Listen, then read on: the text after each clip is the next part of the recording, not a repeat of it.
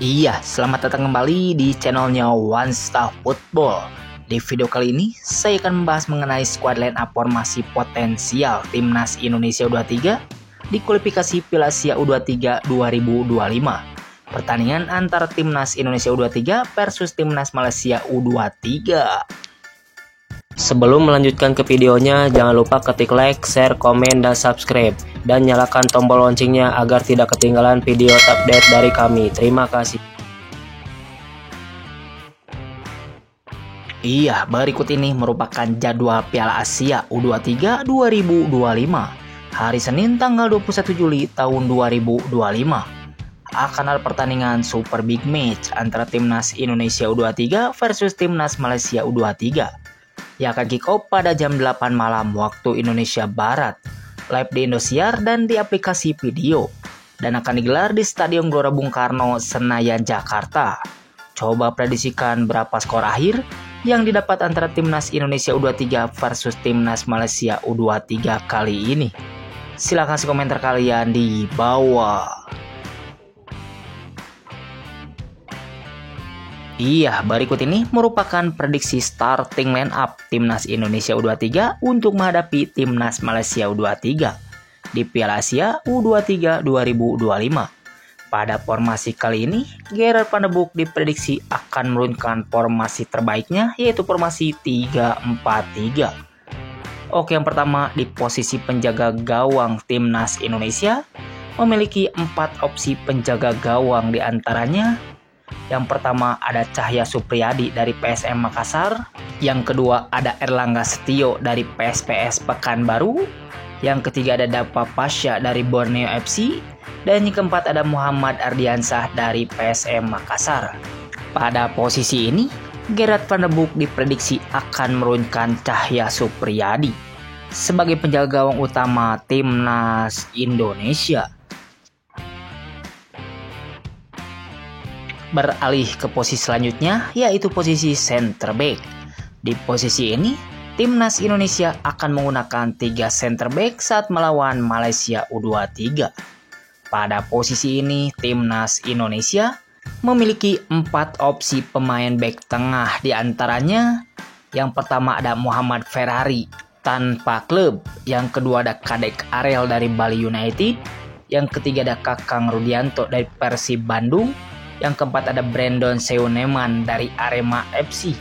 Pada posisi ini, Gerard Van de Boek diprediksi akan menurunkan Muhammad Ferrari, Kadek Ariel, dan Kakang Rudianto sebagai center back tengah utama Timnas Indonesia.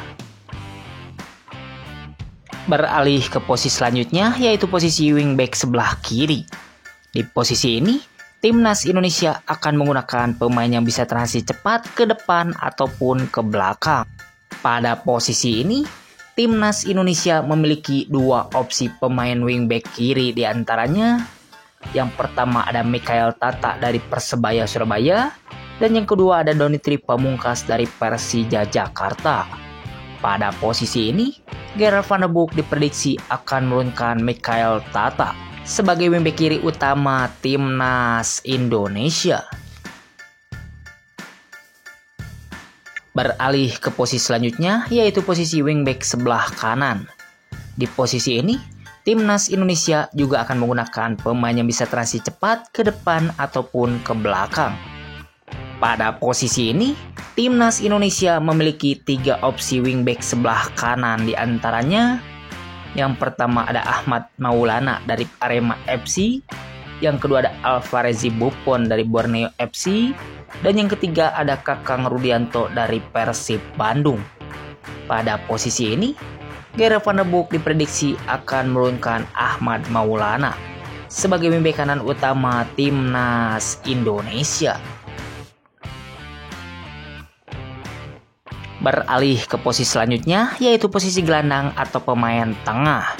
Di posisi ini, Timnas Indonesia akan menggunakan 2 pemain yang bisa mengalirkan bola ke depan dan sekaligus sebagai penyeimbang di lini tengahnya.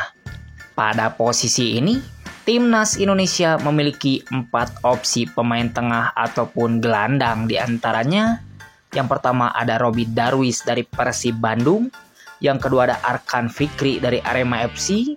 Yang ketiga ada Tony Firmansyah dari Persebaya Surabaya. Dan yang keempat ada Raihan Hanan dari Persija Jakarta.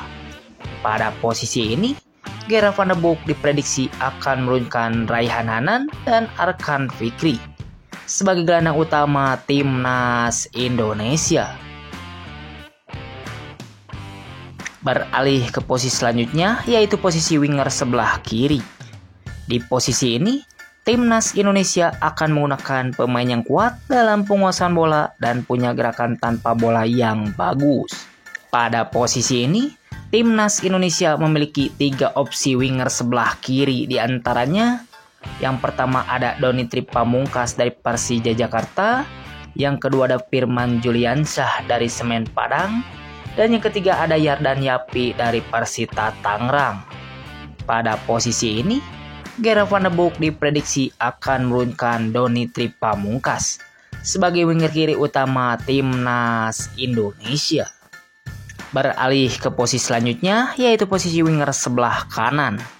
Di posisi ini, timnas Indonesia juga akan menggunakan pemain yang kuat dalam penguasaan bola dan punya gerakan tanpa bola yang bagus. Pada posisi ini, timnas Indonesia 3 opsi winger sebelah kanan, di antaranya yang pertama ada nama Victor Detan dari PSM Makassar, yang kedua ada Altaf Arizki dari Persis Solo, dan yang ketiga ada nama Rahmat Arjuna dari Bali United. Pada posisi ini, Gerard van der Boek diprediksi akan menurunkan Victor Detan sebagai winger kanan utama timnas Indonesia. Dan yang terakhir untuk posisi depan ataupun striker. Di posisi ini, timnas Indonesia akan menggunakan pemain yang tajam di lini depannya.